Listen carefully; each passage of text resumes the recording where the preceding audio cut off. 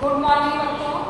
कक्षा 11 विषय सामान्य हिंदी है, जिसमें आज मैं आप लोगों को महावीर प्रसाद द्विवेदी द्वारा लिखित निबंध महाकवि माघ का प्रभात वर्णन पढ़ाने जा रही हूँ, जिनकी व्याख्या मैं करूँगी। तो बच्चों, द्विवेदी जी के प्रस्तुत निबंध महाकवि माघ का प्रभात वर्णन में महाकवि माघ के प्रभात वर्णन माने सुबह की सुंदरता का वर्णन और सुंदर स्थलों को चित्रित करने का जो प्रयास किया गया है, उसके बारे में मैं आपको बताऊंगी। प्रकृति वर्णन को यानी सुबह का जो प्रभात वर्णन है, उसमें प्रकृति के बारे में कवि ने बताया है कि उस प्रकृति वर्णन को समृद्ध बनाने में महाकवि माघ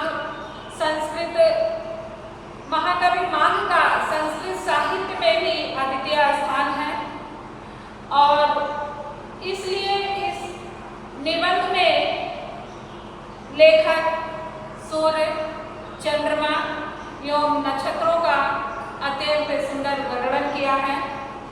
वह मानवीकरण के सहारे अर्थात सूर्य, चंद्रमा और नक्षत्रों को एक मानव का जैसे नाम दिया हो, उसी के सहारे उनकी क्रीड़ाओं का माने सूर्य, चंद्रमा और नक्षत्र जो क्रीड़ाएं करते हैं, जो खेल करते हैं, उनका उदय होना, उनका अस्त होना, इन सब के बारे में लेखक ने बहुत ही सजीव रूप से चित्रित किया है।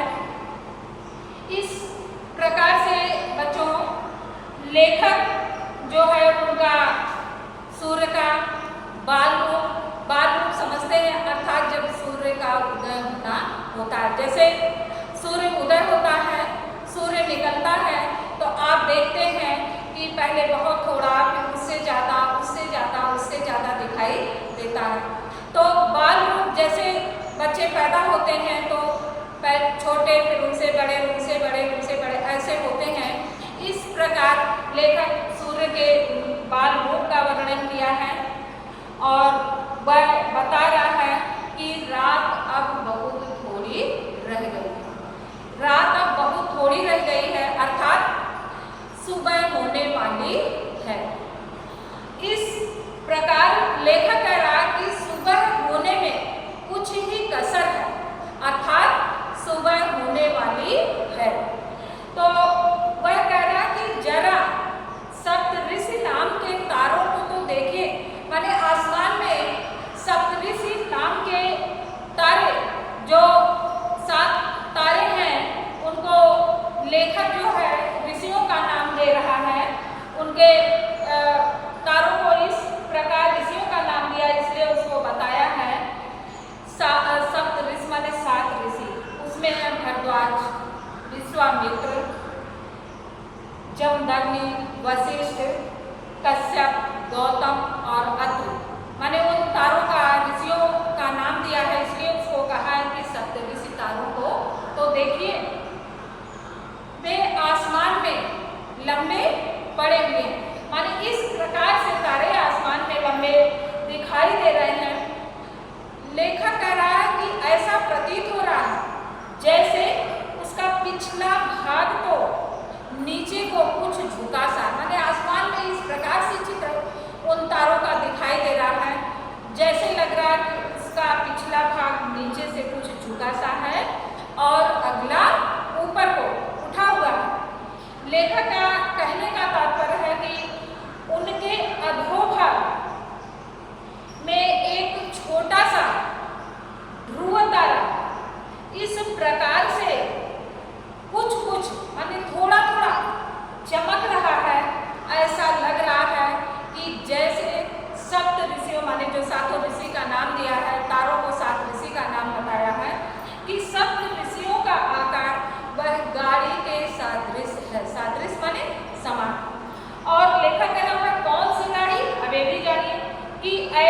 गाड़ी के सदृश जिसका जुआ ऊपर की ओर उठ गया हो। ऐसी गाड़ी, लेखक बैलगाड़ी के बारे में बता रहा है बच्चों। शायद कुछ बच्चे देखे भी होंगे, अब तो बहुत कम चलता है, पहले बैलगाड़ियाँ चलती थी जो बैलों के द्वारा खींची जाती थी। तो उनके गले में ऐसे पड़ा होता था कि दोनों बैल एक साथ चलेंगे, जिसको जुआ माने जुआ था। लेखक कह रहा है कि जिसमें जुआ ऊपर को उठ गया हो और इसी से उनके और ध्रुव तारा के दृश्य को देखकर लेखक श्री कृष्ण के एक बालपन की घटना को बताता है। शायद इस घटना को आपने देखा होगा श्री कृष्णा में, या महाभारत सीरियल जो आता देखते हैं, दिखाया भी गया है उसमें कि शिशु श्री कृष्ण को मारने के लिए एक बार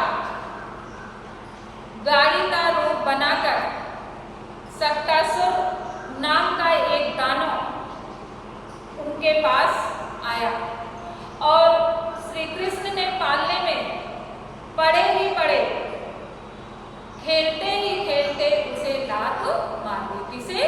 उस दानव को, जो राक्षस का रूप सक्टासुर नाम का राक्षस जो श्री कृष्ण को मारने के लिए आया था। श्री कृष्ण पालने में सोए हुए थे और सोते ही वह खेलते खेलते अपने पैरों से उसे मार दिया। उसके आघात से माने चोट से उसका अग्रभाग ऊपर को उठ गया और पश्चात भाग माने पीछे का भाग खड़ा ही रह गया। जैसे बैलगाड़ी होता है ऐसे मारिए तो आगे से ऊपर को उठ गया और पश्चात भाग माने पीछे का भाग खड़ा ही रह गया। श्री कृष्ण उसके तले आ गए। वही दृश्य इस समय सप्तऋषियों की का है। वे तो कुछ उठे हुए से लंबे पड़े हुए हैं, छोटा सा ध्रुव उनके नीचे चमक रहा। इस प्रकार बच्चों लेखक जो है इस प्रभातकालीन दृश्य का बहुत ही मर्मस्पर्शी और अलंकारिक वर्णन किया है। वह चंद्रमा और सूर्य के उदय और अस्त होने का चित्रण किया है, जिसे आप आगे पढ़ेंगे। लेखक कह रहा कि पूर्व दिशा रूपणी स्त्री की प्रभा इस समय बहुत ही भली मालूम होती है। वह हंस सी रही। अब देखिए, जो आपने ऊपर पढ़ा कि मानवीकरण के सहारे, तो लेखक जो है वह पूर्व दिशा को पूर्व दिशा से कि एक स्त्री से तुलना कर रहा। कह रहा था कि पूर्व दिशा रूपणी स्त्री, एक स्त्री से उसकी तुलना कर रहा है। उसकी प्रभा माने उसकी चमक के बारे में बता रहा है। लेखक कह रहा है कि पूर्व दिशा में को एक रूपवती स्त्री की उपमा देते हुए, तुलना करते हुए द्विवेदी जी कहते हैं कि प्रातः काल में या प्रातःकालीन समय में पश्चिम की ओर दीप्तहीन होकर, दीप्तहीन माने प्रकाशहीन होकर अस्त होते हुए चंद्रमा को देखकर पूर्व दिशा रूपणी स्त्री या पूर्व दिशा रूपणी रूपवती सुंदर स्त्री रात्रि का अर्थात चंद्रमा का उपहास करते हुए माने उसका मजाक उड़ाते हुए हंस सी रही है। जैसे लेखक ने बताया कि वह इस प्रकार से उसका मजाक उड़ा रही है, कह रही है कि वह यह सोचती सी है कि इस चंद्रमा ने जब तक मेरा साथ दिया, जब तक यह मेरी संगति में रहा, यह मेरे साथ में रहा, तब तक उदित ही नहीं रहा, माने निकला ही नहीं और इसकी दीप्ति भी खूब बढ़ी। परंतु लेखक कह रहा है कि देखो अब वही पश्चिम दिशा रूपणी स्त्री की तरफ जाते ही दीप्तहीन होकर पतित हो रहा है। अर्थात चंद्रमा डूबने को है, माने रात्र व्यतीत होने को है, सुबह होने वाली है।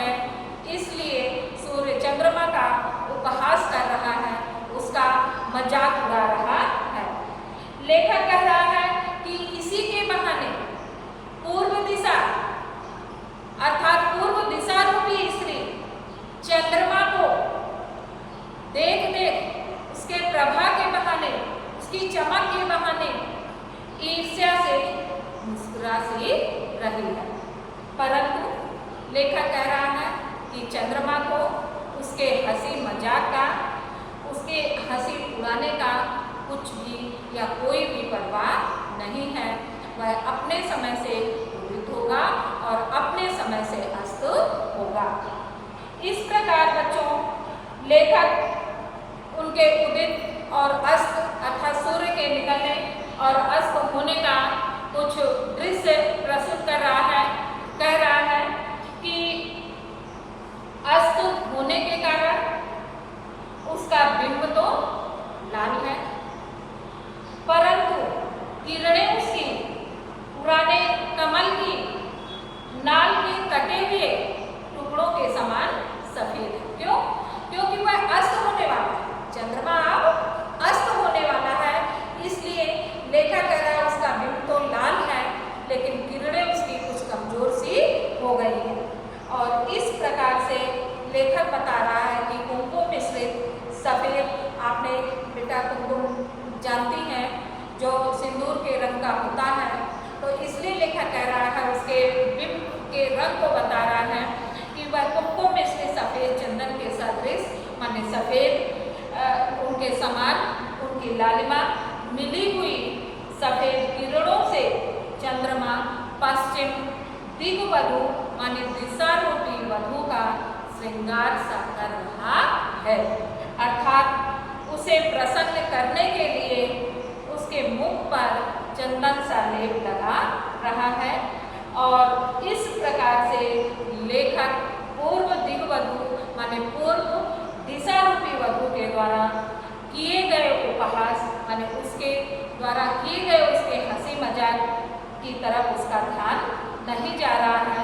इस प्रकार लेखक कह रहा है कि चंद्रमा पश्चिम दिशा रूपी नारी से मिलने को मिलने की धुन में हर बात से बेपरवाह, वह तो पूर्व दिशा रूपी नारी की व्यंग्यपूर्ण माने पूर्व दिशा रूपी जो नारी है उसका मजाक उड़ा रही है। इसलिए लेखक ने कहा कि उसकी व्यंग्यपूर्ण हंसी की ओर देख रहा है और न ही उसे अपने दीप्तहीन होने का, प्रकाशहीन होने का ही अनुभूति है और वह निरंतर अपने कर्तव्य मार्ग पर बढ़ता ही जा रहा है। अर्थात बच्चों, इससे आपको भी यह सीख मिलती है कि यदि आप आगे बढ़ रहे हैं, अपने कर्तव्य मार्ग की ओर अग्रसर हो रहे हैं, तो आप ये मत देखिए कि हमारा कोई हंसी उड़ा रहा है या हमको मेरा कोई मजाक उड़ा रहा है, बल्कि आप अपने कार्यों में लगे रहिए, आपको सफलता अवश्य मिलेगी। अब बच्चों आगे देखिए, लेखक कह रहा है कि अंधकार के विकट बैरी, बैरी माने शत्रु, अंधकार के विकट बैरी महाराज अंशुमाली अभी तक दिखाई नहीं दे रहे हैं। महाराज अंशुमाली किसको कहा गया? सूर्य, जो अंधकार के विकट माने शत्रु है। सूर्य निकलता है तो अंधकार गायब होता है माने बिल्कुल उजाला हो जाता है। इसलिए लेखक ने कहा कि अंधकार के विकट बैरी महाराज अंशुमाली अर्थात सूर्य अभी तक दिखाई नहीं दे रहे हैं, अर्थात सूर्य अभी तक उदय नहीं हुआ है। तथापि उसके सारथ अरुण ने ही माने जो उसकी लालिमा होती है, अरुण ने ही उनके अवतीर्ण होने से पहले माने उनके उतरने से पहले, उनके सूर्य के उदित होने से पहले थोड़े ही नहीं समस्त तिमिर का, तिमिर माने अंधकार माने समस्त अंधकार का, पूरे अंधकार का समूल नाश कर दिया। अर्थात लेखक का कहने का तात्पर्य है कि रात्रि समाप्त हो गई है, दिन हो गया है, अंधकार खत्म हो गया है। इस प्रकार से लेखक का कहने का तात्पर्य है माने जो प्रतापी पुरुष, वीर पुरुष अपने तेज से अपने शत्रुओं का पराभव अर्थात पराजित, अपने शत्रुओं को पराजित करने की शक्ति रखते हैं। उनके अग्रगामी सेवक भी, माने उनके जो सेवक उनके आगे चलने वाले हैं, उनके अग्रगामी सेवक भी कम पराक्रमी नहीं होते। वह स्वामी के या स्वामी को श्रम ना देकर, माने उनको कष्ट, अपने स्वामी को कष्ट ना देकर खुद ही उनके विपक्षियों का उच्छेद कर डालते हैं। उच्छेद माने समाप्त, उनके विपक्षियों को, उनके विरोधियों को, उनके शत्रुओं को समाप्त कर डालते हैं। इस तरह लेखक अरुण के द्वारा अखिल माने संपूर्ण अंधकार का तिरोभाव होते होते, तिरोभाव माने समाप्त होते ही बेचारी रात पर आफत आ गई है। इस दशा में वह कैसे ठहर सकती है, कैसे रुक सकती है, उसके बारे में लेखक ने बताया है। लेखक कह रहा है कि अंधकार का विनाश करने वाले सूर्यदेव या महाराज सूर्य, जिसको हम सूर्य भगवान भी बोलते हैं, उदित होने से पहले ही आकाश में, उनके उदित होने से पहले आकाश में जो सर्वत्र लालिमा छा गई और अंधकार जो है भयभीत होकर, अर्थात चंद्रमा भयभीत होकर भागने लगा। इस प्रकार लेखक इस पंक्ति के माध्यम से यह बताना चाहता है, यह स्पष्ट करना चाहता है कि शक्तिशाली, जो बच्चों अभी हमने बताया कि जो प्रतापी पुरुष अपने तेज और अपने तेज से अपने शत्रुओं का पराभव करने की शक्ति रखते हैं, अर्थात अपने शत्रुओं को पराजित करने की शक्ति रखते हैं, उसके बारे में लेखक ने बताया कि जो शक्तिशाली, तेजस्वी और वीर पुरुषों के सेवक भी कम शक्तिशाली और वीर नहीं होते हैं। वह बहुत ही वीर होते हैं, अपने स्वामी से भी वीर बनते हैं और अनेक बार सूर्य के सारथी अरुण के समान वे अपने स्वामी को कष्ट न देकर उनके बहुत से कार्य वह स्वयं ही संपन्न कर देते हैं और उनके विरोधियों को वह स्वयं ही समाप्त कर डालते हैं। अपने स्वामी की प्रतीक्षा नहीं करते हैं। इस प्रकार से लेखक सूर्य और चंद्रमा के उदित और अस्त होने के बारे में लेखक ने बताया है और लेखक यह भी कह रहा है कि वह भगवान भास्कर के उदित होते ही, माने उनके निकलते ही, ऐसा इस पंक्ति के माध्यम से बताया है कि उनका अंधकार किस प्रकार समाप्त होता है कि अंधकार गया, रात गई और प्रातःकालीन संध्या भी गई। विपक्षी दल के एकदम ही पैर उखड़ गए, माने सूर्य का जो विपक्षी दल चंद्रमा था उसके एकदम ही पैर उखड़ गए, अर्थात वह एकदम ही भाग गया और तब सूर्य अपना रास्ता साफ देख वासर विधाता, वासर माने दिन अर्थात सूर्य, वासर विधाता भगवान भास्कर अर्थात भगवान सूर्य के निकल आने की तैयारी शुरू हो गई, यानी सूर्य निकलने को हो गए। इस प्रकार लेखक सूर्य और चंद्रमा का एक दूसरे का विरोधी यहाँ बताया है और बहुत ही विचित्र ढंग से प्रभातकालीन दृश्य का, प्राकृतिक दृश्य का वर्णन किया है। बच्चों, अब यह अध्याय जो है अभी समाप्त नहीं हुआ है।